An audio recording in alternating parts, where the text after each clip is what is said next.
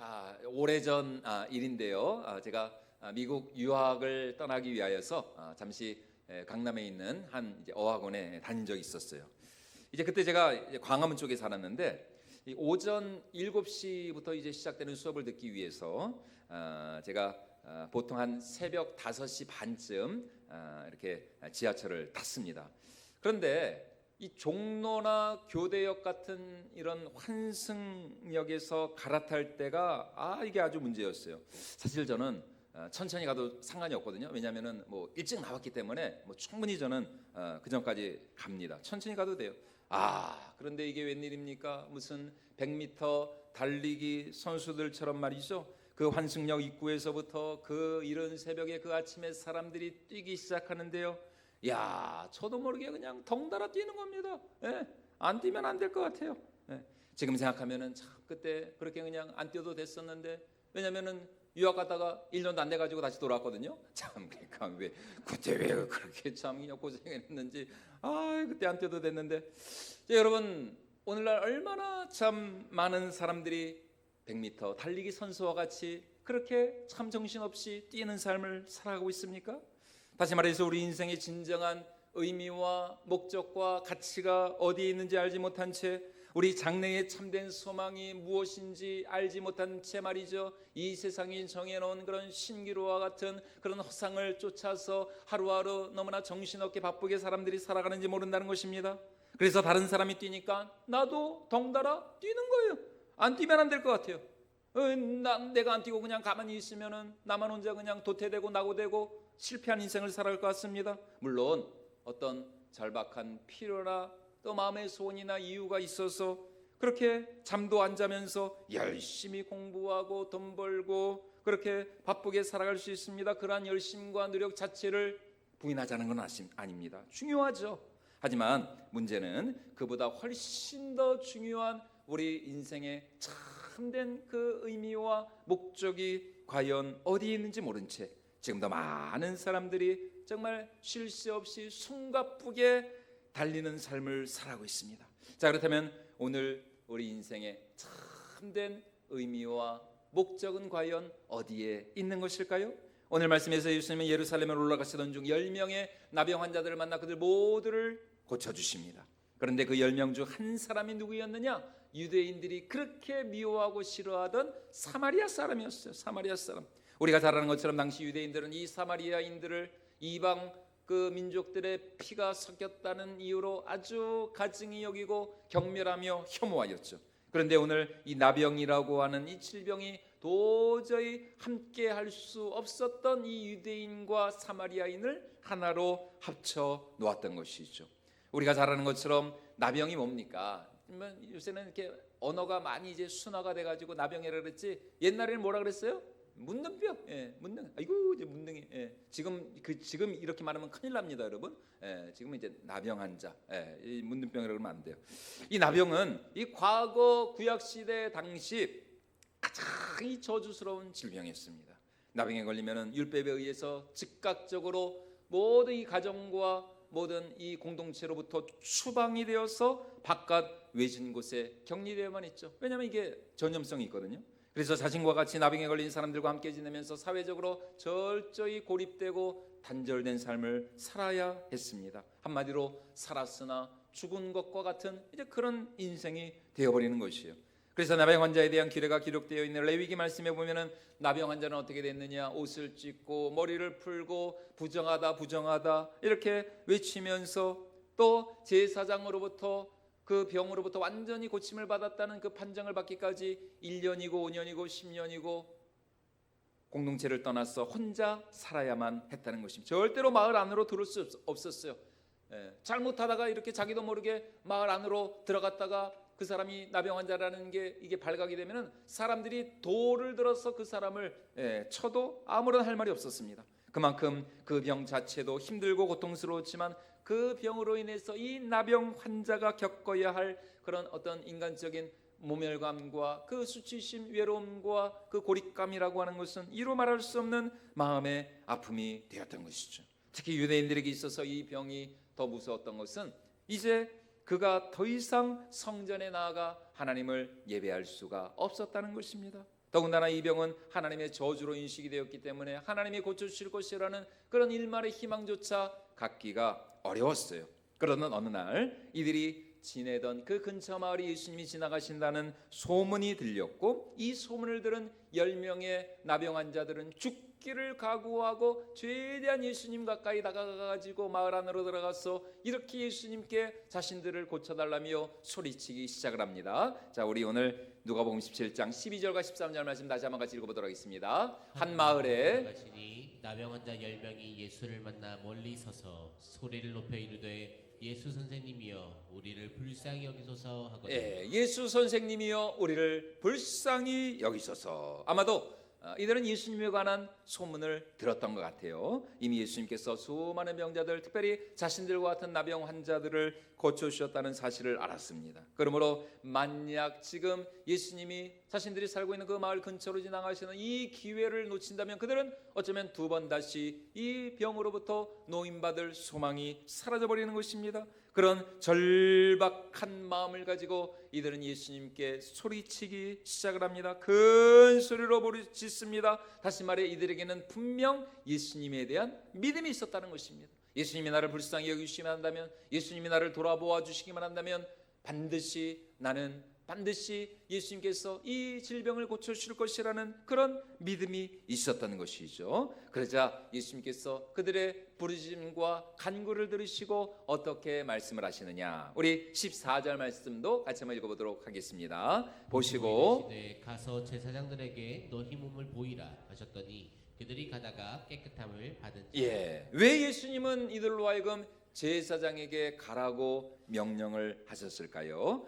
이것을 알려면 우리가 이제 레위기 이제 말씀을 알아야 되는데, 레위기에 보면은 이 나병에 걸렸다가 나은 사람은 그냥 가정과 공동체로 돌아올 수가 없고 반드시 그 당시 제사장으로부터 그 병이 다 깨끗이 고침을 받았다는 그런 진단서가 있어야만 가정과 사회와 공동체로 복귀를 할 수가 있었던 것입니다. 그러니까 이제 구약 시대 그 당시에는 제사장이 의사의 역할도 다 감당을 했던 것이에요. 다시 말해 예수님이 지금 이들을 향해 제사장에게 가서 너희의 몸을 보이라라고 명령하신 것은 너희의 병이 고침받았음을 믿고 제사장에게로 가라는 것이었습니다. 물론 이때까지 그들이 고침을 받았던 건 아니었습니다. 다른 환자들처럼 예수님이 이들의 몸에 친히 손을 얹고 안수를 해주셔서 고쳐주신 것이 아니었습니다. 그렇다고 말씀으로 먼저 내 병에서 고침을 받아 나음을 받을지어다 이렇게 예수님께서 말씀으로 먼저 고쳐주시고 나서 제사장에게 가라고 하신 것도 아니었어요. 아직 이들의 병이 낫기도 전에 예수님은 너희가 나을 것을 믿고 제사장에게로 가라 이렇게 명령하신 것이죠. 참 어떻게 보면은 대단한 믿음을 그들에게 요구하신 것입니다. 아마 믿음이 없는 사람 같았으면 어떻게 했을까요? 아니 예수님 먼저 고쳐놔 주시고 제사장에게 가라고 하셔야죠. 아직 고쳐주시도 않고 무슨 제사장에게 가라고, 그러다가 이 제사장 주위에 있는 사람들한테 돌에 맞아 죽으면 어떻게 하려고, 예수님 일단 먼저 고쳐놔 주세요. 하지만 이들에게는 예수님에 대한 믿음이 있었습니다. 그 말씀에 순종하였어요. 예수님께서 이렇게 가라고 하시는 거 보니까 예수님이 나를 고쳐주시려나 보다. 그 예수님 말씀에 순종하여 제사장에게로 가던 길에 그들이 고침을 받았던 것입니다. 그런데 이제 오늘 문제는 바로 그 다음에 일어나고 말았습니다. 10명 모두가 고침을 받았습니다. 하지만 그 중에 단 한 사람, 누구요? 사마리아 사람. 유대인들이 그렇게 미워하던 사마리아 사람, 그 한 사람만이 자신이 깨끗이 나았음을 깨닫고 돌아와 예수님 앞에 엎드려 감사하고 있습니다. 자, 우리 15절과 16절 말씀도 같이 한번 읽어보도록 하겠습니다. 그 중에 한 사람이 자기가 나은 것을 보고 큰 소리로 하나님께 영광을 돌리며 돌아와 예수의 발 아래 엎드려 감사하니 그는 사마리아 사람이라. 10명 중 한 사람, 이 사마리아 사람만이 감사하고 감격하며 돌아와서 예수님의 발 아래 엎드려 경배하고 있습니다.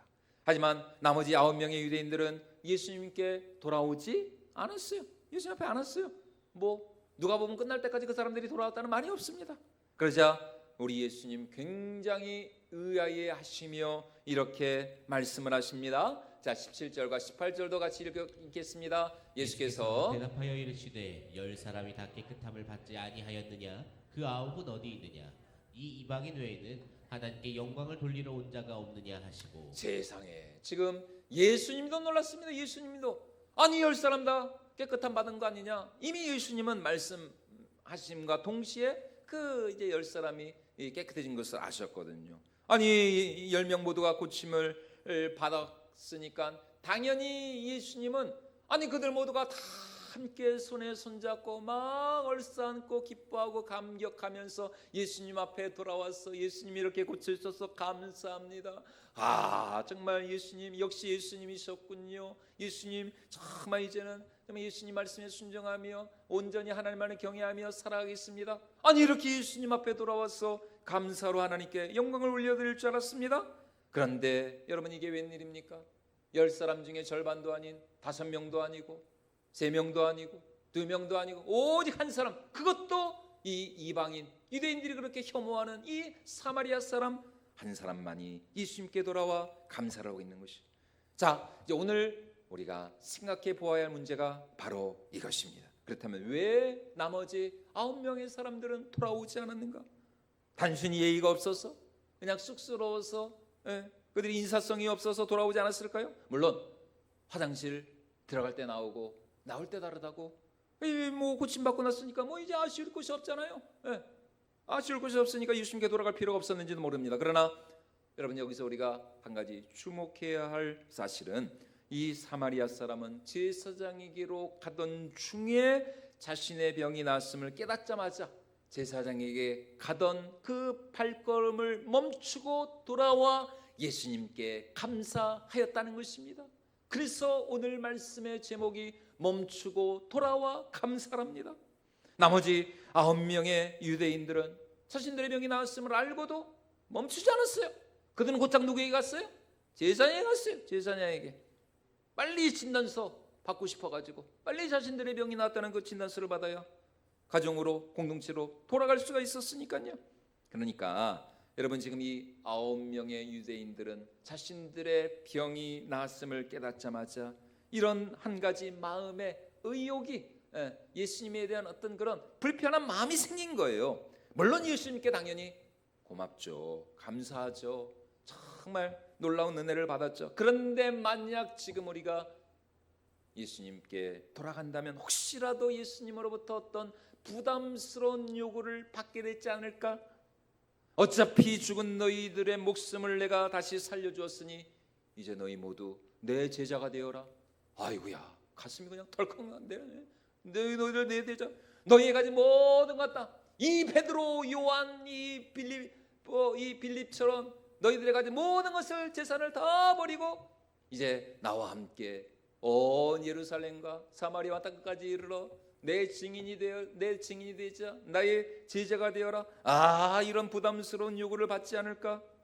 그렇게 예수님께 부르짖으며 예수님으로부터 기적과 같은 치유의 역사를 받았음에도 불구하고 병이 낫자마자 이들의 마음은 급속히 예수님으로부터 돌아서 세상으로 향하기 시작을 했다는 것입니다.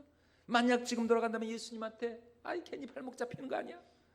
그렇다면 예수님의 명령을 거부할 수도 없고 고쳐주셨는데, 하지만 지금 나에게는 그럴 시간이 없다는 것입니다. 그럴 여유가 없다는 거예요. 내가 이 나병 때문에 허비한 세월이 얼만데, 이 나병에 걸려가지고 내가 손해본 돈이 얼만데, 내가 이 나병 때문에 하지 못한 일들이 얼마나 많은데, 만약 지금 예수님께 돌아간다면 그분의 제자가 될 시간이 어디 있냐는 것입니다. 빨리 예수님한테 돌아갈 시간도 아까워요. 빨리 제사장한테 가가지고 진단서 받아가지고 내 가족에게로, 내 친척에게로, 내 친구들에게로 빨리 돈 벌러 가야지. 예수님께 돌아갈 그 시간이 아깝다는 것입니다. 조금 전까지만 해도 그렇게 예수님을 향해서 간절하게 부르짖고 예수님 살려주세요, 예수님 도와주세요, 예수님 고쳐만 주세요 부르짖던 이들이 막상 고침을 받고 나니까 싹 그냥 입을 닦아버리고 완전히 그냥 달라져 버린, 언제 예수님을 보았냐는 듯이 쏜살같이, 아이고 예수님이 또 나를 부를까 무섭다, 쏜살같이 세상으로 달려가고 있습니다. 왜냐하면 이제 해야 할 일들이 너무 많거든요. 고침받고 나니까. 그토록 보고 싶던 가족들과 재회해야죠. 나병 때문에 쫓겨난 직장과 일터로 돌아가서 예전보다 더 열심히 일해가지고 내가 그동안 못 번 돈 더 많이 벌어야죠. 끊겨버린 인간관계, 친구관계 다시 회복하고 다시 동호회 가입하고 다시 카톡 놓고 전화 돌리고 얼마나 할 일이 많은지 모릅니다. 지금 1분 1초가 급한데 예수님께 돌아갈 시간이 없다니까요. 여러분, 이 9명의 사람들 참 여러분 인간적으로도 참 여러분 너무한 거 아닙니까 이거? 예? 아니 그거 시간이 얼마나 걸린다고? 예? 아니 예수님께 그거 돌아가가지고 예수님 정말 감사합니다. 아 정말 이렇게 정말 우리의 부르심과 간구를 외면치 않으시고 이렇게 고쳐주셔서 감사합니다. 이 은혜 평생 잊지 않고 이제는 정말 하나님의 말씀에 순종하며 날마다 참 하나님을 예배하는 삶을 경외하는 삶을 살아가겠습니다. 아니 그 말 한 번 하기가 그렇게 어려운가요? 하지만 그 말 한 번 하기가 여러분 생각만큼 쉬운 게 아니었다는 것입니다. 그리고 막상 만약 오늘 우리가 이 사람들과 같은 처지였다면 어쩌면 우리도 한 명의 사마리아인보다는 9명의 유대인들에 더 가까웠을지 모른다는 것입니다. 예를 들어서 아무 할 일이 없을 때는 어차피 남아도는 시간, 어차피 시간이 남아돈다니까요. 그러니까 어차피 할 일도 없으니까 교회 나와가지고 예배도 잘 드리고 봉사도 잘하고 전도 모임도 안 빠지고 열심히 잘합니다. 잘해요. 그러다가 막상 일이 생기고 이제 할 일이 생기면은 직장에 들어가면은 주일 성수하기도 이게 쉬운 일이 아닙니다. 고시나 입시 같은 중요한 시험 앞두고 40일 작정기도 하면서 주님 합격만 시켜주신다면 이 한평생 내 몸 바쳐 주님께 충성하겠습니다. 여러분 이런 사람도 합격하고 나니까 주님께 충성하는 것이 아니라 회사에 충성을 하더라고요. 세상에 충성을 하고 정말 어쩜 그럴 수 있는가. 간혹 청년들 중에 보면 목사님 제가 이번에 취업만 하면은 모든 예배 주일 예배, 수요 예배, 금요일날 새벽 기도까지 제가 한 번도 안 빠지고 제가 정말 합격만 시켜주시고 취업만 시켜주신다면 제가 모든 예배, 제가 모든 봉사 다 잘하겠습니다. 막상 합격하고 나면은 여러분 코빼기도 안 보여요. 아니 목사님 바빠요. 목사님 다음 주에 갈게요. 다음 주에 또 안 나오고. 왜요? 취업하고 나니까 바쁘거든요. 바빠요. 더 피곤하고 정신이 없거든요. 얼마나 할 일이 많고 배울 게 많고 얼마나 치열하고 경쟁적인 세상입니까? 지금 교회 나올 시간이 어디 있습니까? 기도할 시간이 어디 있어요? 정신없이 뛰어다녀도 모자랄 판인데요. 그러나 여러분 지금 나의 이 생명을 주신 분이 누구십니까? 여러분 나의 이 호흡을 누가 우리에게 주셨습니까? 지금 나의 가정, 나의 자녀, 지금 내가 다니고 있는 그 회사, 직장, 일터 누가 우리에게 은혜로 주신 선물인가요? 여러분 지금 이 나병 환자들의 병을 고쳐주신 분이 누구십니까? 예수님이시죠. 예수님이 고쳐주셨잖아요. 그럼에도 이들은 병이 낫자마자 예수님이 아닌 세상을 향하여서 힘껏 달려나가기 시작하는 것입니다. 왜냐하면 예수님보다도 세상이 더 이제는 중요해졌거든요. 돈이 더 중요해졌어요. 예수님보다도 내 가정이, 내 일이 더 소중해 보였기 때문입니다. 다시 말해 지금 그들에게 생명을 주신 분보다도 지금 그들을 고쳐주시고 지금 그들에게 새로운 인생을 선물로 주신 분보다도 그들 눈앞에 있는 것들이 더 크고 소중하게 보였기 때문이었습니다. 그래서 고침받고 나자 이제 이들은 더 이상 예수님을 만날 여유가 없습니다. 아니 예수님을 만날 이유가 없는 거예요. 더 이상 예수님과 엮이고 싶지가 않은 겁니다. 예수님은 딱 그냥 거기까지 내 병 고쳐주셨어요. 됐습니다. 예수님 그냥 거기까지. 예수님 더 이상 내 인생을 터치하지 마세요. Don't touch me. 예수님과 더 이상 이제 상관하기 싫습니다. 예수님 내 시간 빼앗을 생각하지 마세요. 하지만 예수님께서 이들의 병을 고쳐주시며 여러분 그들에게 참으로 원하신 것은 무엇이었습니까? 단지 이들이 병만 낫고 돌아가는 것이었을까요? 가족들과 재회하는 것이었습니까? 예수님이 그들에게 참으로 바라신 것이 다시 그들이 직장으로 돌아가 돈을 버는 것이었나요? 여러분 그렇지 않죠. 예수님이 그들에게 원하신 것은 뭐였어요? 오늘 이 사마리아 사람과 같이 멈추고 돌아와 예수님께 감사하는 것이었습니다. 멈추고 돌아오는 것이었어요. 멈추고 그들이 한번 생각을 하는 생각. 무슨 생각을 합니까? 이 병을, 지금 나의 이 병을 고쳐주신 분이 누구신가? 내가 정말 나에게 이 새 생명을 주신 분이 누구신가? 오늘 나에게 가정을 주시고 직장을 주시고 일터를 주신 분은 과연 누구신가? 오늘 나에게 이 생명을 주시고 호흡을 주시고 지금 나에게 있는, 내가 누리고 있는 이 모든 것을 나에게 은혜로 선물로 주신 분은 과연 누구신가? 그분 앞에 나는 누구이고 또 나는 어떠한 존재가 되어야 하는가? 여러분, 이것을 생각하기를 원하셨다는 것입니다. 여러분, 오늘 하나님이 우리에게 진정으로 바라시는 것은 무엇입니까? 예수님을 통해 세상의 것을 얻는 데 그치지 말고 거기서 한 걸음 더 나아가서 하나님의 영광을 바라보고 하나님의 영광을 발견하라는 것입니다. 살아계신 하나님을 인격적으로 만나라는 것이, 그리고 하나님만이 줄 수 있는 그 하늘의 참된 평안과 안식을 누리라는 것입니다. 그래서 이 말씀이 뭡니까? 수고하고 무거운 짐진 자들아 다 누구에게 오라고요? 내게로 오라. 내게로 오라. 내가 너희를 쉬게 하리라.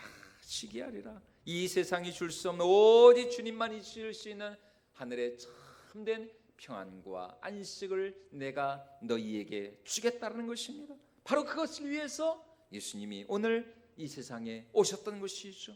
다시 말해 하나님은 우리 모두가 예수 그리스도 안에서 영생을 누리며 하늘의 신령한 은혜와 축복을 받아 누리기를 원하셨던 것이에요. 그래서 요한복음 3장 16절에서 우리 예수님, 우리가 잘 아는 말씀, 예수님이 이 땅에 오신 그 목적의 이유가 무엇이라고 말씀을 하고 있나요? 우리 요한복음 3장 16절 같이 한번 읽어보도록 하겠습니다. 하나님이 세상을 이처럼 사랑하사 독생자를 주셨으니 이는 그를 믿는 자마다 멸망하지 않고 영생을 얻게 하려 하심이라. 영생을 얻게 하려 하심이라. 무슨 말입니까? 이 세상에서의 일시적인 삶을 얻는 데 그 목적이 있는 것이 아니라는 것입니다. 썩 없어질 육신의 삶, 잠시 있다 사라져버릴 신기로와 같은 그런 세상의 허무한 삶을 얻게 하려고 예수님이 이 땅에 오신 것이 결코 아니라는 것입니다.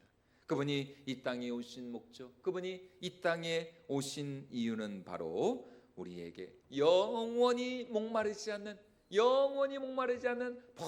풍성한 삶을 누리게 하기 위함이었다는 것입니다. 바로 그 진짜 삶을 바로 지금 여기에서부터 누리게 하기 위하여서 예수님이 이 땅에 오신 줄로 믿습니다. 병이 낫자마자 재빨리 세상으로 달려간 이 9명의 유대인들과 달리 이 한 사람의 이 사마리아인은 제사장에게로 달려가던 중에 자신의 병이 나았음을, 자신의 몸이 깨끗해진 것을 깨닫고 그 자리에서 멈추고 돌아와 예수님 앞에 감사의 경배를 올려드리기 시작을 합니다. 나병에 걸렸을 때 그는 이미 죽은 사람이었죠. 모든 인간관계가 다 단절되어 버리고 사회에서 추방당하고 아무런 소망 없이 절망과 고통 가운데 외로이 눈물을 흘리며 살아야만 했습니다. 아무도 그런 자신에게 관심조차 주지 않았죠. 관심이 뭡니까? 사람들은 그런 자신을 혹시라도 보게 된다면 돌을 들어서 자신을 치료하고 머리를 흔들고 손가락질하고 조롱하며 저주하기 바빴습니다. 그런 큰 아픔과 상처가 가운데 있던 자신의 그 외침을, 어느 누구도 들어주지 않았던 자신의 그 외침을 예수님은 들어주셨어요. 들어주셨을 뿐만 아니라 자신에게 새 삶을, 새 생명을 선물로 주셨습니다. 바로 이 사실을 알았기에 그는 더 이상 제사장에게 갈 수가 없었어요. 물론 제사장이 나중에는 갔겠죠. 그러나 그는 다음 문제라니까요. 내일 가도 상관이 없어요. 중요한 것은 제사장이 가서 그 완치 판정받았다는 진단서를 받는 게 중요한 것이 아니라 나를 고쳐주시고 나에게 새 생명을 주신 예수님께 돌아가는 것이었습니다. 지금 이 순간 그에게 있어서 가장 중요한 것은 바로 자신을 고쳐주시고 자신에게 새 생명을 주신 예수님께 돌아와 감사하는 것이었습니다. 다른 것들은 다 모두 그 다음에 해도 늦지 않아요.